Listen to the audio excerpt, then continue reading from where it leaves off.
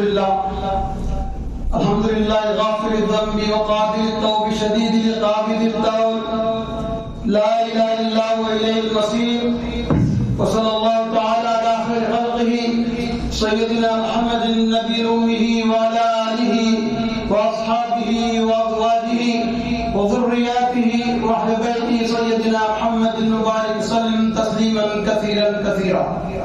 فأعوذ بالله من الشيطان الرجيم. بسم الله الرحمن الرحيم.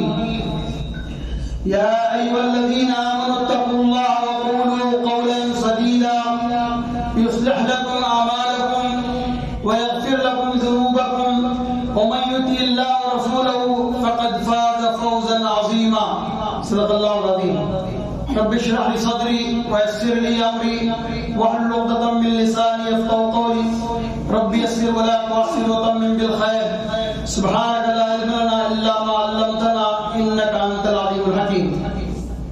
برادران اسلام، میں اس وقت آپ کے سامنے سورہ احزاب کی 2 آیتوں کی تلاوت کی ہے، اور یہ 2 آیتیں عموماً بلکہ خصوصاً جب خطبہ نکاح پڑھا جاتا ہے تو اس میں پڑھی جاتی ہیں. 3 مقامات سے آیتیں پڑھی جاتی ہیں. سورہ آل عمران کی آیت پڑھی جاتی ہے یا ایھا الذین آمنوا اتقوا اللہ حق تقاتہ. سورہ نساء کی پہلی آیت پڑھی جاتی ہے، اور پھر سورہ احزاب کی جن آیتوں کی میں نے تلاوت کی ہے ان آیتوں کو پڑھا جاتا ہے. چونکہ اس وقت شادیوں کا موسم ہے تو میں نے سوچا کہ اس پر کچھ مختصر سی گفتگو ہو جائے. اس آیت کے پہلے ٹکڑے میں کہا گیا کہ اے ایمان لانے والوں، تم تقوی اختیار کرو اور قول سدید کہو، سچی اور پکی بات کہو، ٹھیک بات کہو. اس کے کیا فائدے ہیں دوسری آیت میں کہا گیا. اس پہلی آیت میں 2 باتیں کہی گئی. ایک تقوی اختیار کرنے کی تاکید کی گئی، اور پھر اپنی زبان سے جو بات نکالے وہ سچی اور پکی اور سیدھی بات نکالے، اس کی تاکید کی گئی. پہلے کچھ باتیں تقوی کے سلسلے میں آپ کے سامنے عرض کرتے ہیں. تقوی بارہا ہمارے خطبوں میں ہمارے تقاریر کا موضوع ہوتا ہے. کچھ نئی باتیں یا کچھ الگ سی باتیں میں آپ کے سامنے رکھوں کہ تقوی جب آ جاتا ہے تو پھر انسان کے اندر کیا چیزیں آ جاتی ہیں. تقوی پیدا ہونے کے بعد، تقوی حاصل ہو جانے کے بعد کیا اس کی طبیعت کے اندر اتار چڑھاؤ ہوتا ہے، اور اس کا کیا مطلب ہے، اس بات کو میں کچھ باتیں آپ کے سامنے رکھوں. ایک تو یہ کہ تقوی اس کو نہ ناپا جا سکتا ہے نہ تولا جا سکتا ہے. اس کا میجرنگ جو یونٹ ہے وہ ملی گرام یا اس طرح کا سینٹی میٹر اس طرح کا نہیں ہے، بلکہ یہ کوانٹیٹیو چیز ہے. کوانٹیٹیو نہیں بلکہ کوالٹی ہے، اور یہ دل کی کیفیت کا نام ہے. اسے نبی اکرم صلی اللہ علیہ وسلم نے حدیث میں کہا کہ تقوی ہاہنا، تقوی کی کیفیت دل کے اندر ہوتی ہے، اور جب دل کے اندر تقوی آ جاتا ہے تو پھر اس کا پورا ظاہر اور باطن سب کچھ تبدیل ہو جاتا ہے، بدل جاتا ہے. اور جب یہ آ جاتا ہے تو اس کے اندر کیا چیزیں پیدا ہوتی ہیں. ایک تو یہ کہ اس کے اندر اللہ تعالیٰ سے ملاقات کا شوق پیدا ہو جاتا ہے. جب تقوی دل کے اندر گھر کر جاتا ہے تو پھر اللہ سے ملاقات کا شوق اس کے اندر پیدا ہوتا ہے.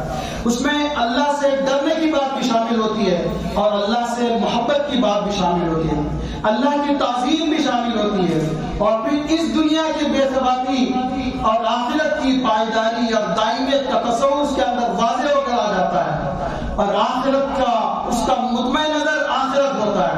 اسی لیے کہا گیا عقل مند شخص کے بارے میں الکیس من دان نفس عمل بعد الموت. عقل مند وہ ہے جو آن موت کے بعد والی زندگی اس پر اس کی نظر ہوتی ہے. اور والعاجز من اتبع نفس ہوا، جو عاجز ہوتا ہے، جو عقل مند نہیں ہوتا، وہ اپنے نفسانی خواہشات کی پیروی کرتا ہے یا ہوائے نفس کی پیروی کرتا ہے، اور خواہشات اس کی زندگی خواہشات پر روزی ہے ہوتی ہے. میرے دوستو، خواہشات پورے نہیں ہوتے، اور خواہشات سے کوئی نتائج نہیں نکلتے، بلکہ نتائج عمل سے نکلتے ہیں. اچھا، آخرت کے تصور اس کے سامنے واضح ہو جاتا ہے، اور یہ کہ اللہ تعالیٰ ہمارے اعمال کا حساب لے گا، اور زندگی کے تمام معاملات میں اللہ کی فرمانبرداری کرنا چاہیے، یہ تصور اس کے اندر پیدا ہو جاتا ہے. تقوی جیسے رنگ ہوتے ہیں، ایک ہوتا ہے کلر بلائنڈنس، ایک بیماری ہوتی ہے جس میں آدمی کو کلر کو ڈفرینشیٹ نہیں کر پاتا، بلیک کالا کیا ہے، سفید کیا ہے، ہرا کیا ہے، گرین کیا ہے، اس کو ڈفرینشیٹ نہیں کر پاتا۔ آپ ذرا تصور کر کے دیکھیں، اگر آپ کلر کو ڈفرینشیٹ نہ کریں تو پھر وہ اندھا ہو جاتا ہے، اس کو دکھائی نہیں دیتا، سب چیز ایک ہی کلر دکھائی دیتی ہے، اسے کلر بلائنڈنس کہا جاتا ہے۔ تو تقویٰ بھی، اگر کسی کے دل کے اندر تقویٰ نہیں ہوگا تو پھر صحیح کیا ہے، غلط کیا ہے، اچھا کیا ہے، برا کیا ہے، کون سا راستہ ہے جس پر چلنے سے اللہ راضی ہوتا ہے، اور وہ کیا راستہ ہے جس پر چلنے کے بعد وہ جہنم رسید کر دیا جائے گا، اس کے سامنے واضح نہیں ہوتا، بلکہ سب راستے اس کو ایک ہی دکھائی دیتے ہیں۔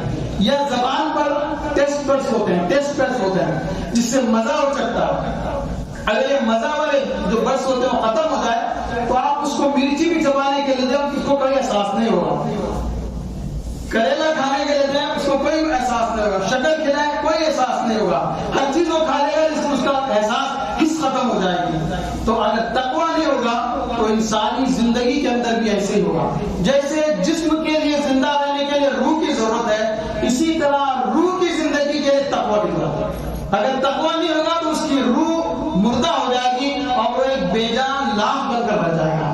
تو اس لیے کہا گیا کہ تمہیں چاہیے کہ تقویٰ اختیار کرو، زندگی کے تمام مراحل کے اندر اللہ کا خوف، پرہیزگاری، اللہ سے ملاقات کا شوق، اس کے سامنے کھڑے ہونے کا خوف، یہ ہونا چاہیے۔ اس کے بعد تو آیت کا دوسرا ٹکڑا کہا گیا وَقُولُوا قَوْلًا سَدِيدًا، اور تمہیں چاہیے کہ تم ٹھیک اور سچی بات کرو۔ یہ جو نکاح میں پڑھایا جاتا ہے، اس بات کی تاکید کرائی جاتی ہے کہ یہ کوئی ہنسی مذاق نہیں ہے شادی کہ چند لاکھ روپے خرچ کر دیے، کچھ رسم و رواج کر دیا، پھر زندگی ختم ہو گئی، نہیں، یہ ایک بہت ہی سیریس ایگریمنٹ ہے جو کیا جا رہا ہے دو فریقین کے درمیان، ایک لڑکا اور ایک لڑکی کے درمیان، مرد اور عورت کے درمیان ایک ایگریمنٹ ہوتا ہے، وہ زندگی پر ساتھ نبھانے کا ایگریمنٹ ہوتا ہے، اور پھر اس زندگی سے وہ آخرت کے زندگی کا تصور اس کے سامنے آتا ہے۔ یہاں اگر اس نے وہ کامیاب زندگی گزاری تو پھر آخرت میں اس کو کامیاب زندگی ملے گی، اگر یہاں اس نے ناکام زندگی گزاری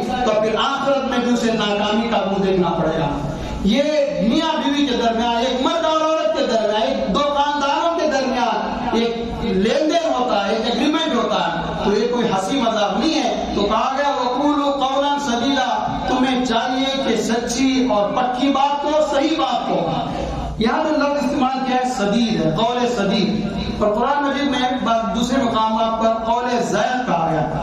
قول زید قول سدید کا اپوزٹ ہے، اس کا جو ضد ہے۔ قول زید کیا ہے؟ جھوٹ بات کرنا، بے پرواہی سے باتیں کرنا، اس کا کوئی معنی نہیں۔ قول سدید کیا ہے؟ سچی بات کہنا، دونوں فریقین خوش ہو جائیں، جھوٹ، بےتکی، ہیلا جوئی، یہ تمام تکلیف دہ بات، چرب زبانی، دل کو دکھانے والے باتیں، دشمنی پیدا کرنے والی باتیں، دل کو اکتا دینے والی باتیں، یہ تمام قول زید میں شمار کی جاتی ہیں۔ اور پھر قول سدید کے اندر دل کو خوش کرنے والی باتیں، جب بات کریں تو سامنے والا بھی خوش ہو جائے، ہم بھی خوش ہیں، اطمینان ہو، اور مزید بات کرنے کا دل چاہیے، ساتھ بیٹھنے کا من کہے، اور تبادل خیال کرنے کے لیے آدمی اور بڑھے۔ اور بات مطلب ہوتا ہے کہ سامنے والا بات کر دیا تو مزید بات کرنے کا دل نہیں ہوتا، بیوی سے بات کی تو بیوی کو پھر شوہر سے، بیوی کو بات کرنے کا دل نہیں ہوتا، اور بیوی کو شوہر سے بات کرنے کا دل نہیں ہوتا۔ یہ قول سدید ہے۔ بیوی جب میاں شوہر سے گھر آتا ہے تو بیوی پریشان ہے کہ جب جتنے جلدی نکل جائے گھر سے بہتر ہے، اور پھر شوہر صاحب بڑے دیر سے آتے ہیں، کہیں بیٹھے رہتے ہیں کہ گھر جائیں گے تو پھر وہ ٹینٹیں شروع ہو جائیں گی۔ یہ قول زید ہے۔ اسی لیے کہا گیا کہ ایک بہترین بیوی کی جو مثال دی گئی، وہ جب گھر میں آئے تو شوہر اسے دیکھ کر خوش ہو جائے، اس کا دل باغ ہو جائے۔ یہ ہمارے گھروں کے مسائل ہیں، ان مسائل کا علاج کیا ہے؟ قرآن حدیث کی روشنی میں معلوم کرنا چاہیے، اور پھر عملی طور پر اس کو برتنا چاہیے۔ اگر ہم قول سدید اختیار کرتے ہیں تو پھر ہمارے دل خوشی سے بھر جائیں گے، ہماری زندگیاں اس کے اندر ایک رونق آئے گا۔ میں نے تقویٰ کا ذکر کیا آپ کے سامنے، ایک حدیث اسی سلسلے میں آپ کے سامنے عرض کروں۔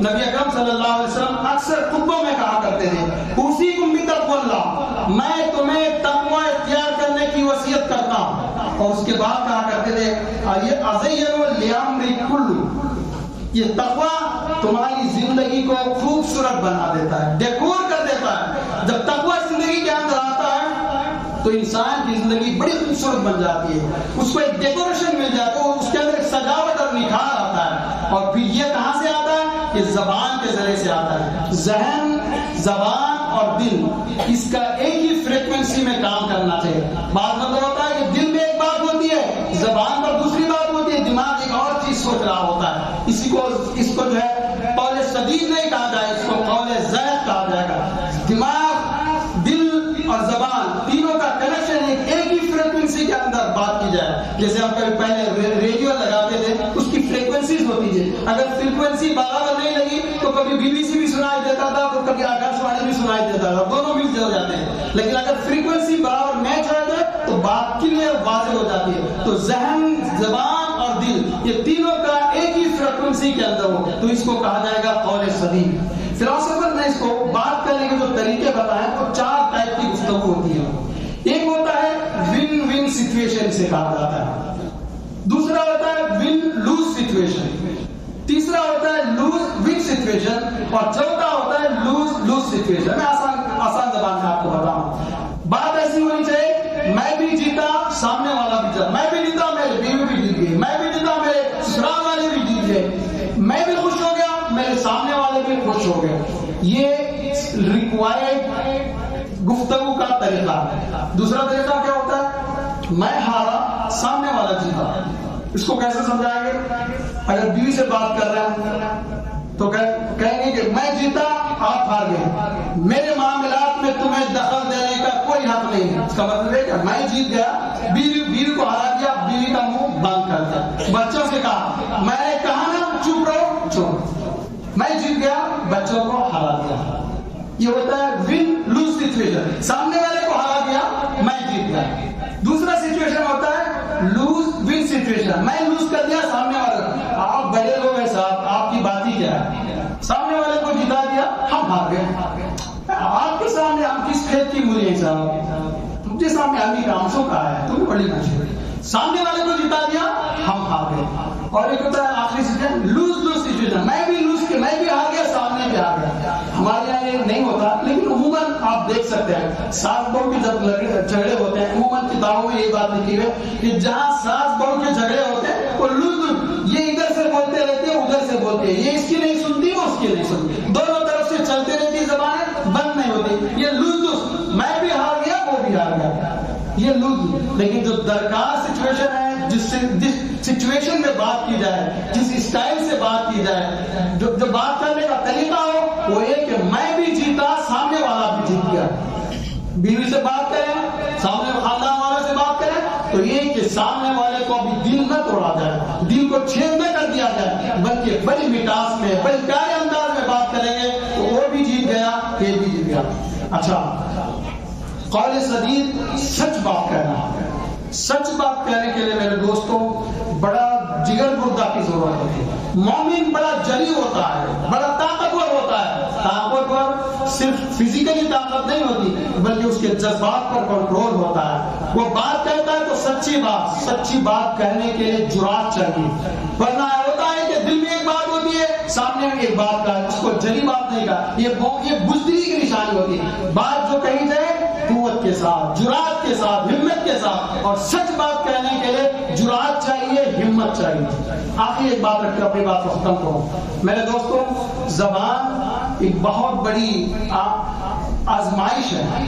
نبی اکرم صلی اللہ علیہ وسلم نے کہا کہ تم 2 چیزوں کی مجھے ضمانت دے دو، میں 2 چیزوں کی تمہیں ضمانت، میں تمہیں جنت کی ضمانت دوں گا. تم مجھے 2 چیزوں کی ضمانت دے دو، میں تمہیں جنت کی ضمانت دوں گا. آپ ساتھ میں شاپ فرمائیں، جو 2 جبڑوں کے درمیان یا 2 ہونٹوں کے درمیان والی چیز یعنی زبان، 2 ٹانگوں کے درمیان والی چیز یعنی شرمگا، ان 2 چیزوں کی ضمانت تم مجھے دے دو تو میں تمہیں جنت کی ضمانت دوں گا. میرے دوستوں، زبان سے بے شمار مسائل پیدا ہوتے ہیں، تعلقات خراب ہوتے ہیں، خاندان بگڑتے ہیں، میاں بیوی کے طلاق خلا کے مسائل پیدا ہوتے ہیں. قاضی صاحبان آج جو مسائل پیدا ہوتے ہیں معاشرے کے اندر، وہ بے شمار مسائل، 90% مسائل زبان کی وجہ سے ہوتے ہیں. اگر میٹھی بات کی جائے، پیاری بات کی جائے، سچی بات کی جائے, دل توڑنے والی بات نہ ہو, بیتکی بات نہ ہو, ہیلا جوئی نہ ہو, تو پھر زندگیاں سدھر جاتی ہیں, خاندان بگڑنے سے بچ جاتے ہیں, خاندان کے اندر خوشیاں آ جاتی ہیں, گھر جو ہے جنت نشان بن جاتا ہے. تو میرے دوستوں, زبان سدھارو گے تو دل سدھر جائیں گے, زندگی سدھر جائے گی. آیت کے دوسرے ٹکڑے میں کہا گیا اگر تم قول سدید اختیار کرو گے, تقوی اختیار کرو گے تو کیا ہوگا؟ یصلح لکم اعمالکم, ہم تمہارے اعمال کو درست کر دیں گے, ہم تمہارے معاملات کو درست کر دیں گے. تم اگر تقوی اختیار کرو گے اور قول سدید کہو گے تو پھر تمہارے معاملات سدھر جائیں گے. معاملات سدھرنے کے لیے جو بنیادی بات ہے وہ قول سدید اور تقوی. وَيَغْفِرْ لَكُمْ ذُنُوبَكُمْ, ہم تمہارے گناہوں کو معاف کر دیں گے, ہم تمہارے گناہوں کو معاف کر دیں گے. وَمَن يُطِعِ اللَّهَ وَرَسُولَهُ, اگر تم اللہ کے رسول کی اطاعت کرو گے, فَقَدْ فَازَ فَوْزًا عَظِيمًا, تو تم سب سے بڑی کامیابی حاصل کرو گے.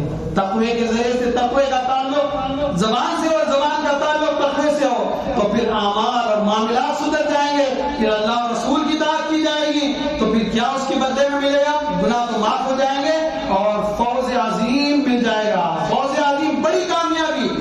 اور یہ کامیابی میرے دوستو, جب انسان دین کو اپناتا ہے, اسلام کو اپناتا ہے, تو اس کی دنیاوی زندگی بھی کامیاب ہو جاتی ہے اور آخرت کی تو ہوگی. تو دونوں جہاں کی فوز و فلاح کے لیے, فوز عظیم کے لیے ہمیں چاہیے کہ تقوی اختیار کریں اور اپنی زبان کی حفاظت کریں, قول سدید کو اختیار کریں, قول زائر سے بچا جائیں. اقول قولی ھذا استغفر اللہ لی ولکم ولسائر المسلمین من کل ذنب واستغفروہ انہ هو الغفور الرحیم.